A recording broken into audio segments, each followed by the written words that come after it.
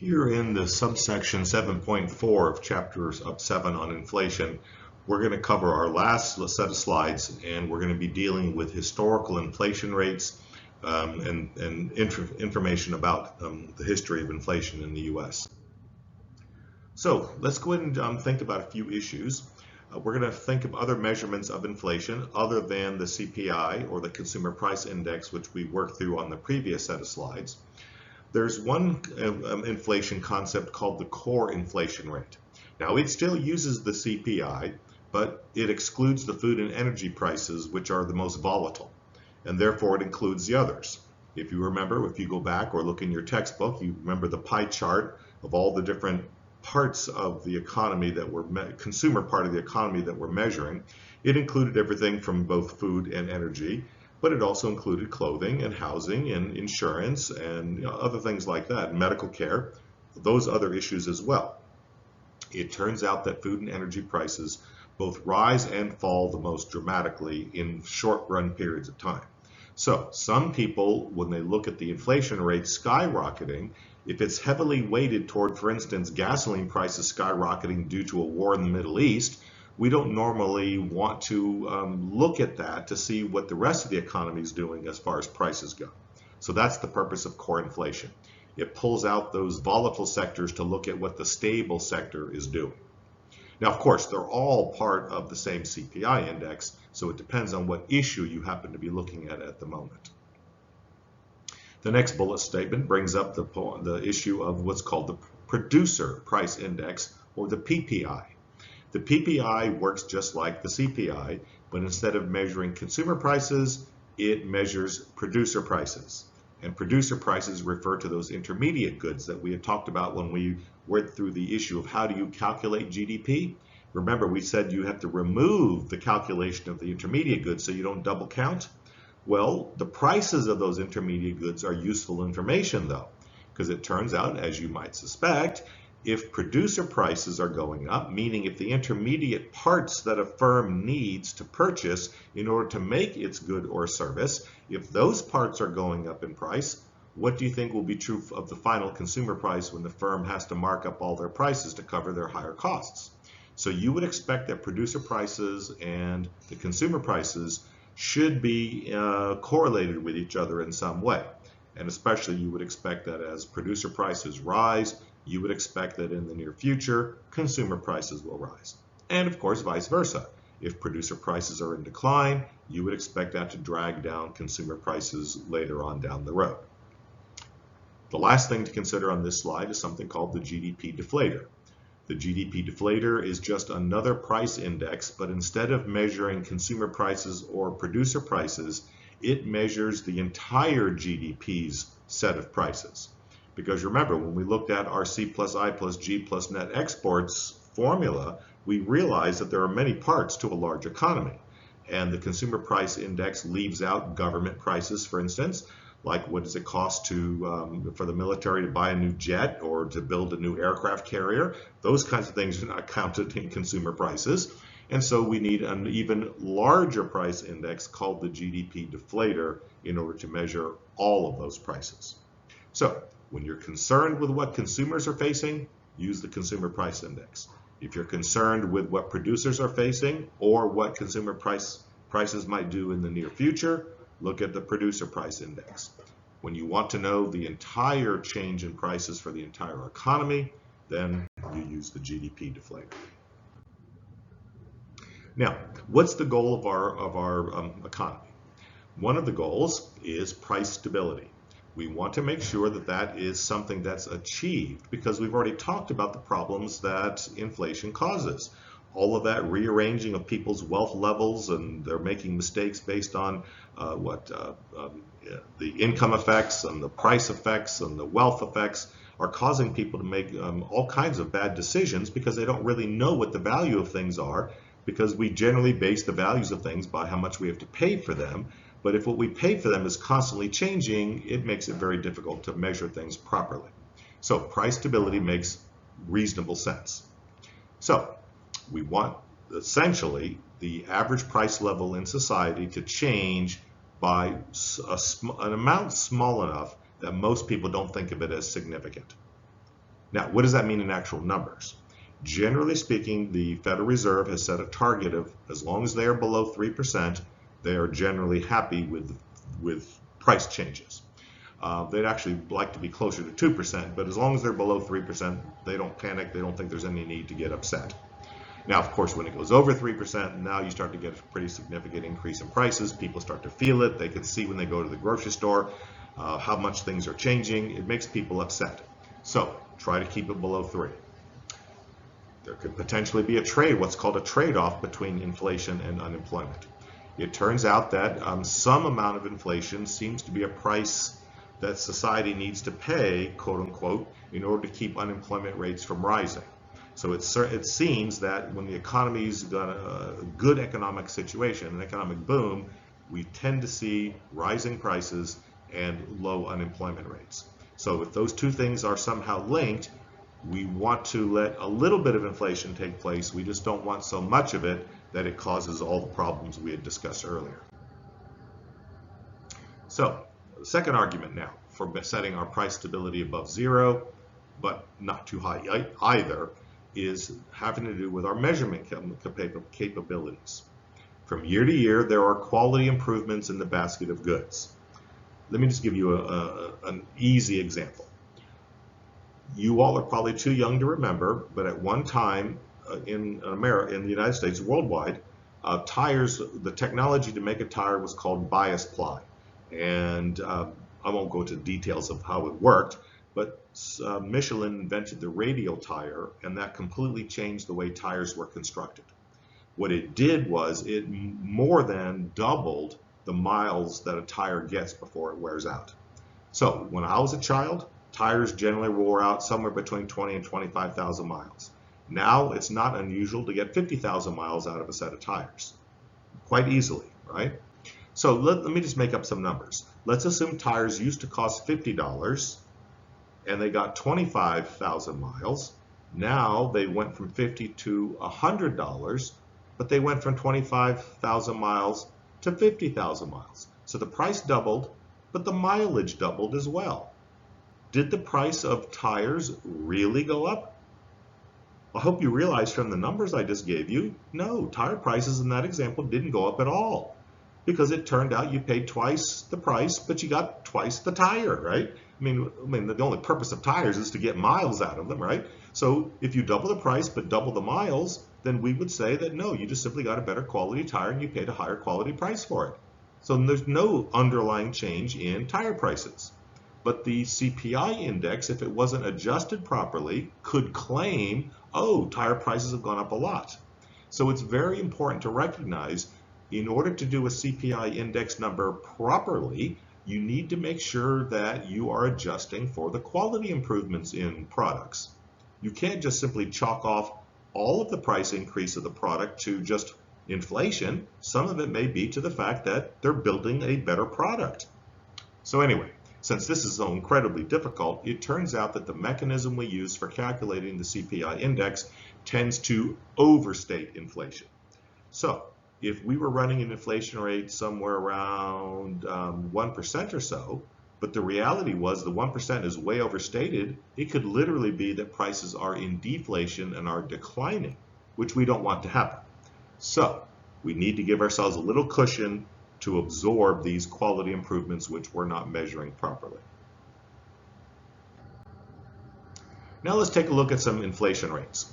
These inflation rates have been calculated by using the CPI index numbers and using the formula we did in the previous set of slides, where we take the next year's index number minus this year's index number divided by this year's index number times 100 gives us what percentage change happened since last year.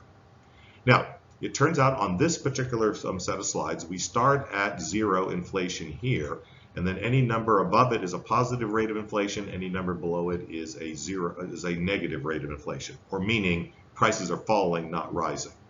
You notice there's been some wild gyrations in prices over the years. Back in the 1920s and 30s, you can see we went during World War I, prices skyrocketed. And then after the war, the prices plummeted. And then you see during the Depression, look at that, negative inflation rates, negative 10% or more during the 1930s. And then, of course, during World War II, during the 1940s, you can see prices went up quite dramatically. Let's shoot up to more modern times. 1980s, the 1970s and 80s, you can see the inflation rate keeps creeping up and up and up and up, and finally reaches a peak in 1980 when I believe inflation hit like around 13%. Pretty high rate of inflation. And then that's when Reagan got elected, made reducing inflation a major part of his program, and with the Federal Reserve going along with it, they brought inflation rates quite dramatically. And you can see they bobbled up and down. This line right here is the 2% line, and they bobbled up and down around 2%. Now you can see here, this point B, inflation actually went slightly negative. This took place during the Great Recession that went from 2007, 2008, 2009. During those years, we had a pretty significant recession, and during those years, prices actually went negative. You can also see there's a period right here in 2015 where the inflation rate practically went to zero. Now it's up around 2 to 3%, and unfortunately, this graph ends just before things got heated up. In the last few years, inflation went up pretty significantly, well over 6, 7, 8%, and then, of course, is starting to come back down again. But the whole point of this is just to get a historical idea that inflation, at least since the late 1980s, has moderated quite considerably down into the somewhere between the 2 to 4% range, sometimes even below 2%. We have had in the past some major bursts of inflation, usually revolving around wars, has been the main cause that we've seen of inflations in the past, but we've had a pretty good run of stability with inflation rates of below 4% and below 3% for the last 20 or 30 years. Now that we have the idea of what inflation does to an economy, let's think about what the causes of inflation are. So there are two main causes that we're going to be discussing on this particular slide: the demand pull theory of inflation and the cost push theory of inflation. Now, they should make some basic common sense. Remember what we did back in previous chapters when we were talking about supply and demand for ordinary goods and services. We recognized that if demand increased, it would put upward pressure on price in order to regain equilibrium. Well, the same thing is true for the economy as a whole. If we're in the middle of a booming economy, there's going to be shortages, and because the economy is growing so rapidly, and as shortages develop, you all know what happens, right? Demand exceeds supply, puts upward pressure on prices. To go along with that, the Federal Reserve System, a government agency, which we'll spend an entire chapter dealing with farther down the road, can also create this excess demand by printing more money than the economy can handle, and kind of like a drug, you speed up the economy, and then of course now we've reached a limit, and so the limit is hit when inflation starts to take off. So demand pull inflation comes from the demand side. Cost push inflation will come from the supply side. Something happens to cause higher production costs. Higher production costs put pressure on suppliers to put up their prices. Let's do a quick example. Let's assume a war breaks out in the Middle East, just like happened back during the 1970s when we had the OPEC oil embargo. So a war breaks out in the Middle East, causes a reduction in oil production. Oil prices rise. As oil prices rise, truckers have to charge more money because the cost of the fuel they're using in their trucks is going up. When they charge more money, then all the stores in the world that use trucks, which they all do, you cannot get anything delivered from a factory to a store without going with a truck somewhere. All of those things will now have upward pressure on their costs of production. So every store in America starts to raise their prices because the war in the Middle East triggered this chain of events which pushed up costs. All of these things together would cause an inflationary spiral to break out due to a cost pushing the prices upward.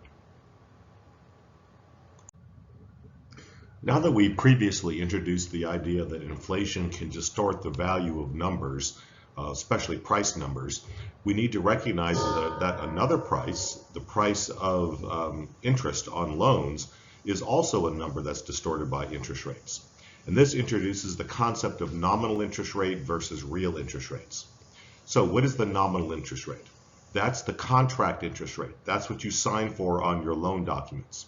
So for instance, if you buy a house at 7% mortgage, that would be the nominal rate. Now it turns out that that's not really the amount that you pay. That's why we have a word called real interest rate. And we have a formula for it, as you see here in red. The real rate is going to be equal to the nominal rate or the contract rate minus the inflation rate. Let me give you a quick example. Let's assume you're paying 7% on your mortgage, but the inflation is 3%. Then what's the real rate? According to the formula, it's super easy. I mean, this is like elementary school math. It would be what, 7% minus 3% equals 4%. But why is 4 the real rate? Well, let's remind ourselves of something. If inflation is going up at 3%, then the house that you bought with the mortgage is also rising at 3% in value, isn't it? So while you're paying 7% on your mortgage, you're also gaining 3% on the house. So when you net the two out, it turns out the real cost of your mortgage of 7% in that example is really only 4% because part of the interest is offset by the gain in the house value. So the important point to remember there is that the true economic cost of the loan is not just the nominal rate. It all depends on what inflation is doing. If inflation is really, really high, then the actual real rate that you're paying can be very low. It can actually be negative. Picture in your mind, you've signed a 7% mortgage, but houses are rising at 10% in value. Well, that mortgage isn't costing you anything at all. That's basically free money, right? Because your house is going up faster than you're paying interest on the mortgage. So the point, of course, is the real rate that you ultimately end up paying is determined partly by the contract rate you sign, and then you subtract out the inflation, and that gives you the true real rate. Now, of course, you can work the formula in reverse as well. If you are a lender trying to protect yourself against inflation, then what you would do is you take your real rate that you're trying to earn, you add in the inflation rate that you anticipate, and that gives you the nominal rate you're going to charge. So if you're a lender trying to earn a real rate of 4%, and you're living in a world of inflation of 3%, you would add the two together and then charge someone 7%. And then you would end up with a real rate of the 4% you were trying to earn.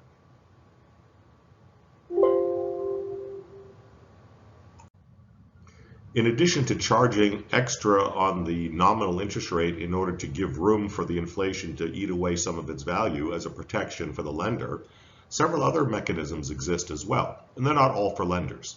The first one that we have on the board here is the cost of living adjustment. I'm sure many of you all have heard of it, but since inflation has been relatively low, we haven't really seen a whole lot of COLAs, which is the acronym. What a COLA is a contract that is long-term, has built within it an automatic clause to raise the nominal amount depending on what the inflation rate is. So picture in your mind, you are a negotiator for the United Auto Workers Union and you're negotiating with General Motors on the new contract. You've agreed on $30 an hour for your workers, and then you recognize that, well, inflation may happen next year and we have a 5-year contract. We don't want to be stuck at $30 for the next 5 years. So what you agree to with General Motors is the COLA. And what the COLA does is it raises the wages by the amount of inflation every single year. And you notice that doesn't mean the workers are getting ahead, correct? They're merely being raised in their nominal salary to make up for what the inflation damages in their purchasing power. So all COLAs do is they offset the rate of inflation. And then the last issue on this particular slide is something called the adjustable rate mortgage, which I'm sure many of you all are aware of.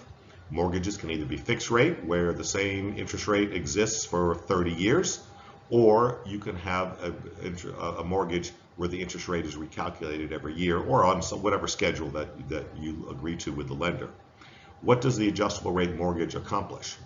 If you remember on the previous slide, we recognize that the interest rates you see in the market have already been adjusted for the anticipated inflation, because lenders will say we're trying to earn 4%, but we know inflation is 3%, so we have to charge 7% to allow for the 3% being eaten away.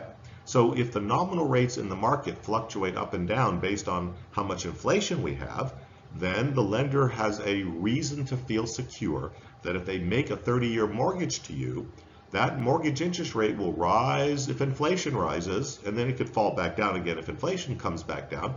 But the point of raising the interest rate here is not to gouge you, the homeowner. The purpose is to protect the lender against having their income eaten away by inflation.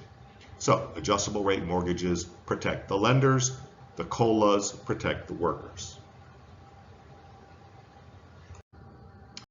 Now we're at our last slide for this particular section and also for the entire Chapter 7 on inflation. So here's our decisions for tomorrow to think about. Is a little inflation a good thing?